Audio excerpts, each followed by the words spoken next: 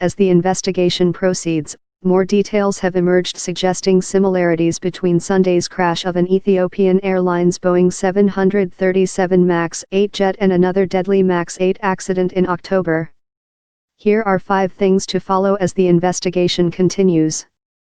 The investigation. Experts on Friday in France began analyzing the so-called black boxes from Ethiopian Airlines Flight 302, which plummeted to the ground shortly after takeoff from Addis Ababa.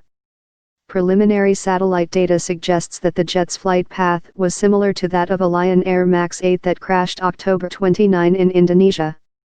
The Indonesian investigation focuses on whether flight control software embedded in the plane automatically pushed the nose down repeatedly, and whether the pilots knew how to fix the problem.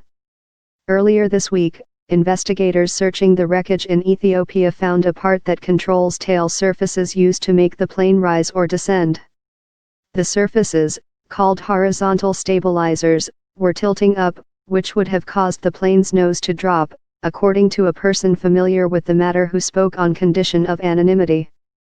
The person was not permitted to disclose details of the investigation that have not been made public.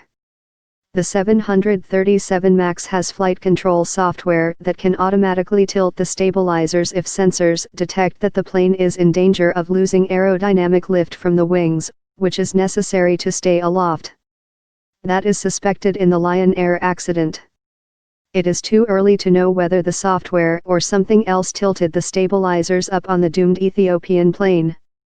Boeing shares were hammered all week but got a small bump Friday after a report by the Agence France Presse news agency that the company will produce an upgrade to the MAX's flight control software in 10 days. That would be quicker than expected. An airline industry official told the Associated Press that Boeing has indicated it is more likely to be 2 to 4 weeks. The official spoke on condition of anonymity because Boeing's conversations with airline officials were not intended to be made public. Why is it taking so long? Boeing executives and technical experts briefed pilots at U.S. airlines that fly the MAX in November about the plane, less than a month after the Lion Air crash. They mentioned changes in the flight control software, indicating that Boeing was already at work on a solution. They were working toward a solution. They didn't expect the Ethiopians to lose their jet while all this was going on, said Alan Deal, a former investigator for the National Transportation Safety Board. Boeing won't comment on the time it has taken engineers to finish the work, but Deal and industry officials familiar with the situation say it isn't as easy as upgrading an iPhone. Then they had to write new software code, test it, first in the lab, then on a 737 MAX simulator, finally in a flying plane. And they had to be sure that the modifications didn't affect other flying characteristics of the plane. Whenever you change this stuff you better be damn sure you don't create some other problem, Deal said. I think they are being very methodical.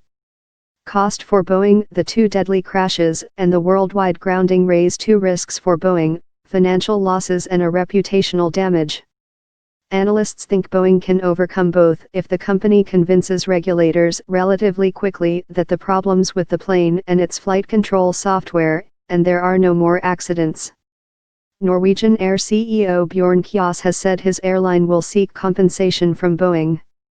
Others carriers say it's too early for them to say whether they will because they cannot yet estimate lost revenue and extra costs.